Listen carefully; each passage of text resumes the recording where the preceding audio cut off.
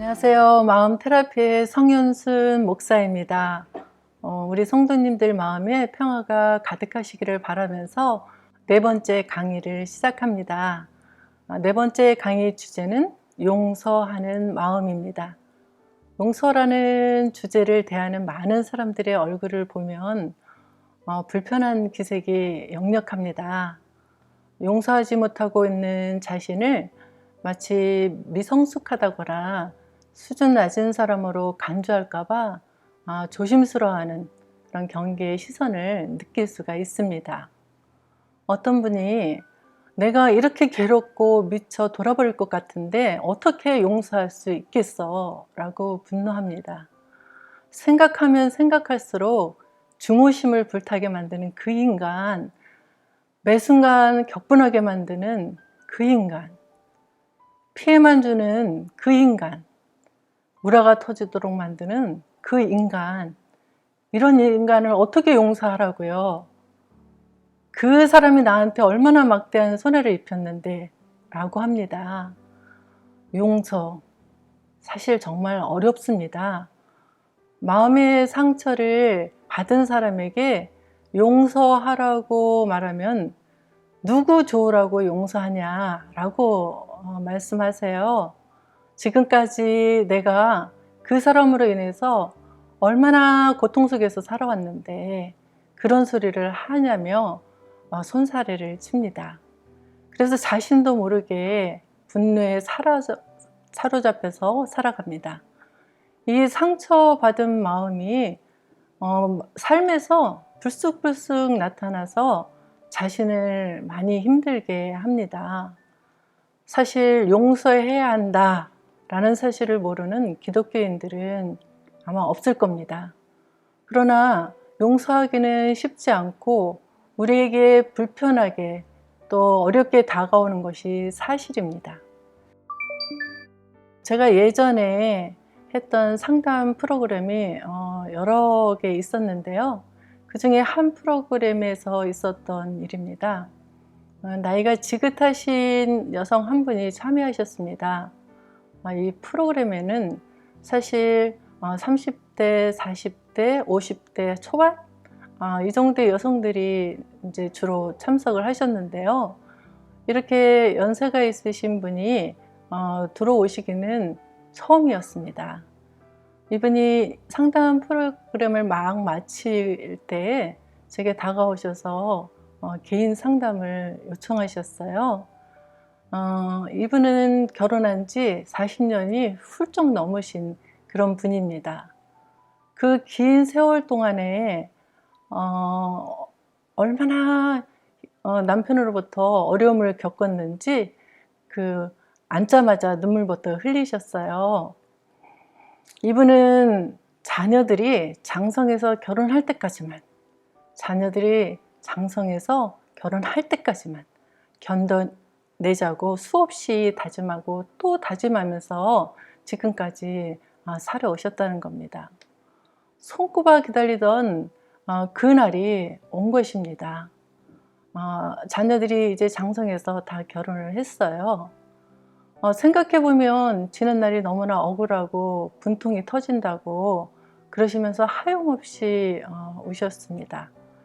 이제는 더 이상 이렇게 결혼 생활을 유지하는 것이 힘들다라고 말씀을 하셨어요.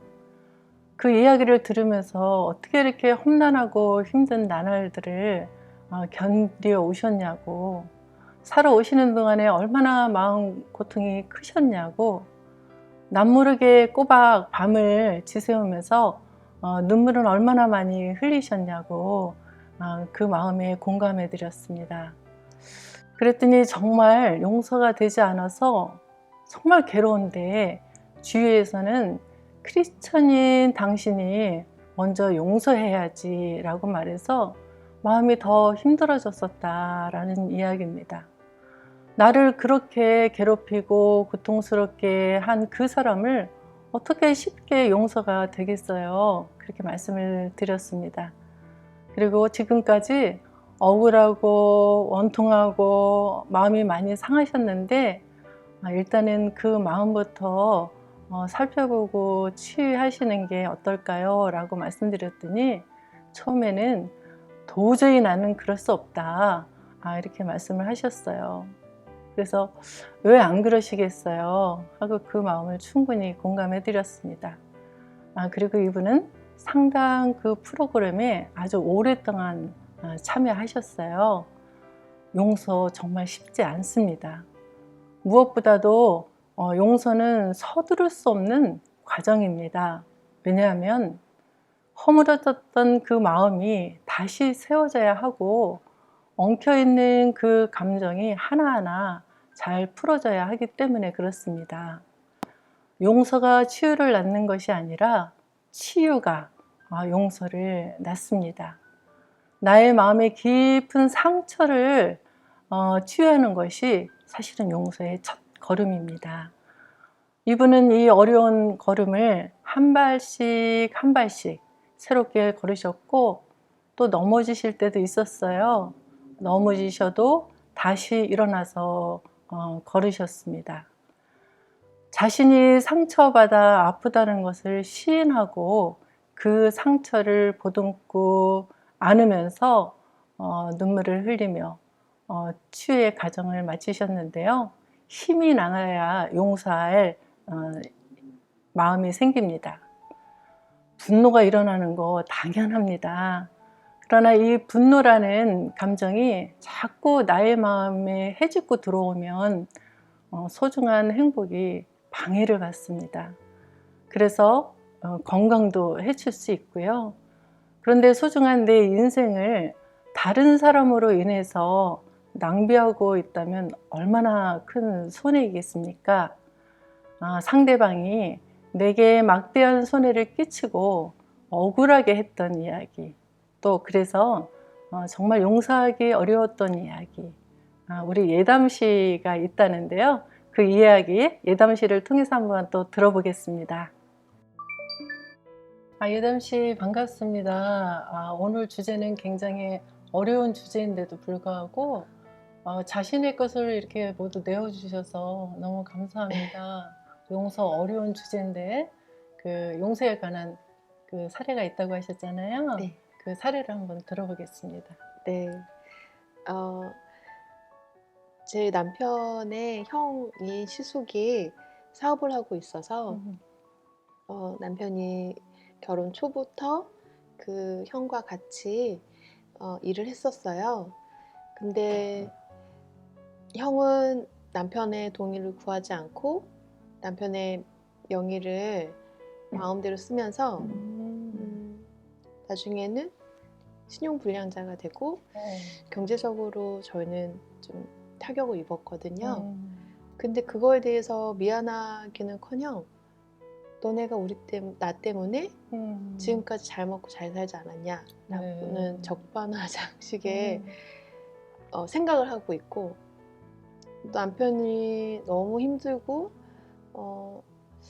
너무 이렇게 종처럼 부리듯이 많이 일을 시켰어요. 그래서 도저히 못 견뎌 해서 이제 퇴사를 했는데, 퇴사하고 얼마 지나지 않아 저한테 전화를 했더라고요. 시수께서? 네. 네. 저는 당연히 가족이지만 예의를 지켜서 저한테 얘기하실 거라고 생각을 했는데 화를 내고 소리를 지르면서 내가 얼마나 잘해줬는데 나한테 이런 식으로 하냐라면서 남편 내조를 잘하라고 저한테 화를 내더라고요. 그리고 지금까지 제가 그 회사에서 남편이 고생한 거 다 알고 있는데도 그거에 대해서 고마워하거나 인정하지 않고 자기 생각대로 다그치면서 저까지 혼내고, 그리고 저를 소리치면서 얘기하는데 굉장히 무시한다는 생각이 들더라고요. 그래서 너무 화가 났고, 남편의 일뿐만 아니라 저한테까지 이렇게 하는 무례함에 너무너무 화가 나고 남편도 너무 불쌍하고 그리고 내가 너무 참았나? 라는 음. 생각도 들고 음. 나도 같이 음. 욕을 하면서 화를 내야 되나? 라는 음. 생각도 들면서 음. 그 사람에 대한 용서가 너무 쉽지 않더라고요. 네, 그러셨군요. 네. 아직도 사실은 그 부분이 좀 어려워요. 제 마음이 좋을 때는 뭐 안 보고 사니까 잘 지내면 좋지라는 생각을 했다가도 또 제 마음이 힘들고 지치면 그 사람이 잘 된다는 얘기를 들으면 화가 나더라고요. 제 마음에 용서를 했다고 생각을 하지만 또 불현듯 화가 날 때도 있고 하면서 그 과정이 참 쉽지 않고 어렵다는 생각이 들었어요. 그러다 보니까 이제 이 일상생활에서 좀 지장이 있겠네요. 용서하지 못하면 이제 마음에 분통도 일어나고 우울화도 치밀고 화도 나고 이제 그런 감정 처리를 어떻게 하고 계세요? 사실은 그 감정 처리할 때가 남편밖에 없어서 남편한테 이야기를 꺼내면 남편은 그 시숙하고 관계 가운데 항상 뒤로 빠지는 거예요. 그리고 그냥 묻어두려고만 하고 그런 부분에 있어서 또 화도 나고 그리고 이거를 저도 감정이 상했기 때문에 좋은 말이 나가지 않고 서로 다툼이 되고 싸움을 하게 되니까 점점 이제 저도 마음에서 그거를 그냥 표현하지 않고 묵히는 것 같았어요. 네, 묵히다 보니까 이제 마음이 힘들어지시고 몸도 아플 때도 몸도 아프고 있고요. 그런 네. 이제 용서하지 못하는 그 마음속에 분노가 있다 보니까 그러니까 이제 그게 몸으로도 온 거네요. 네. 네. 이게 굉장히 어려운 이야기, 이게 주제인데 용서 정말 어렵잖아요.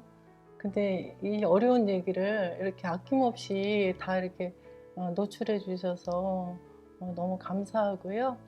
그만 빨리 회복되기를 빌면서 오늘 너무 감사합니다. 네, 감사합니다.